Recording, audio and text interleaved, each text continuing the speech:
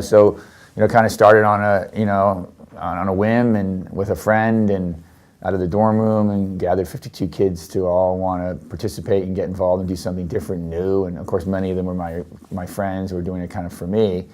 But as it got going and as they developed these relationships and as they were touched by the spirit of people with special needs, it really enriched their lives as well and becomes sort of addictive when you're around people with special needs. And when you remove them or you're not around them that much, it's a real void in your life. And I think that's really the beauty of Best Buddies. I think once you're able to get people to the well to drink, it's hard for them to leave because they want to be around. They want to feel that energy and that compassion, the love, and the enormous appreciation that people with special needs have for everything that you do for them for the most part. And the way that they make you feel that you count and that you matter, and that you really matter just as a human being alone. And it's not the car you drive, the money you have, or the blouse you have on, or the way your hair looks, or how beautiful you are, or you're on the cover of a magazine, just because of you. And they really love you in a pure and I think spiritual way.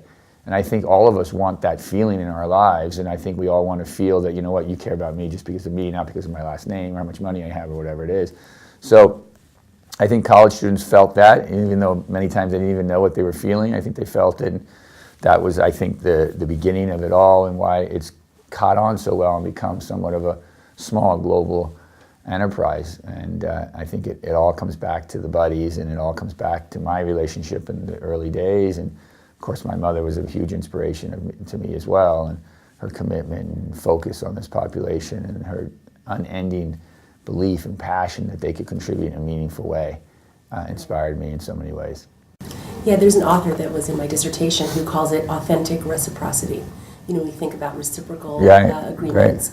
Great. I give to you, you give to me, but it's sort of an action taken. But what you just said, the very presence of someone who may not be able to give back to you in kind, right. Just their very presence actually gives you something. Sure. So that's huge. Sure, and it's very pure. Yeah. And I think it's very refreshing in 2013 when everybody's jockeying for something. I think, I think it just energizes people in their lives and makes them feel unique and different, and that's the kind of relationship I think so many of us want to have.